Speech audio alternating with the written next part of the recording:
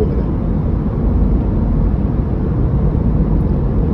Terus lagi selama 3.8 km. In 3.7 kilometers, exit to Shah Alam, Plain, Ipoh.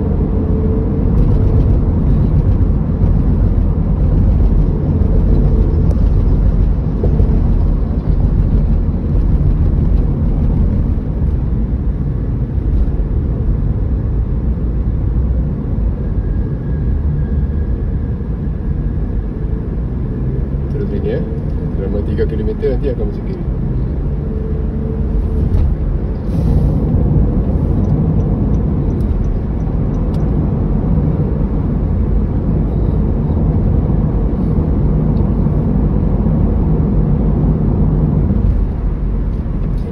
Terus jangan masuk mana-mana. Duduk lorong kita. Okey. Ya. Nampak Ipoh tu.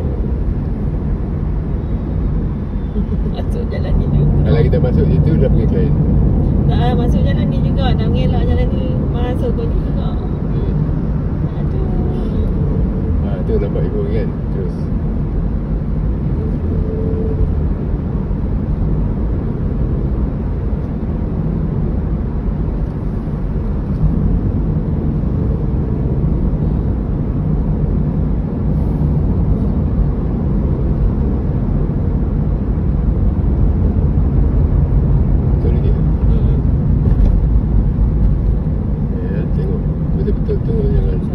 jangan masuk lorong yang salah.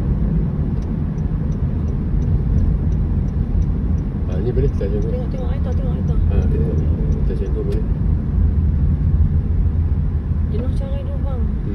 Aduh, ya Allah. Ni TNG betul. Tapi banyak lah kereta. Sak. Tepi lagi. Tepi lagi. Baik. Hati-hati. Dia masuk lain. Tak sama. Dia main RFIG kan. Okey. Ni boleh. Siap ni lah. Duit bomba banyak. Berapa senang. Sebab sudah ramai padang. Jadi dia banyak lah.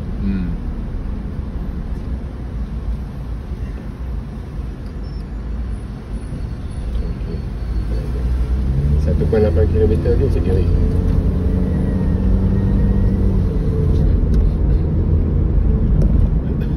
Tadi aku pakai Google punya. Ni aku pakai Waze.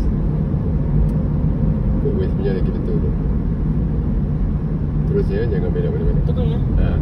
Selama 1.6 km.